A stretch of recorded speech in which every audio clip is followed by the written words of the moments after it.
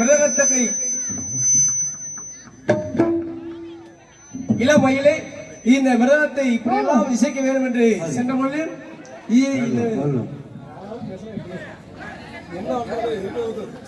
சிறந்த முறையில் இளம் வயதில் சென்றவெல்லாம் புகழ்பெற்று எந்த இடம் சென்றாலும் தனக்கு தானே என்று வெட்டு வெட்டுடைய பாசுர அன்பு சகோதரர் எங்களது மிருதங்க சக்கரவர்த்தி ராமதாஸ் அவர்களின் தமிழ் புதல்வன் எங்களது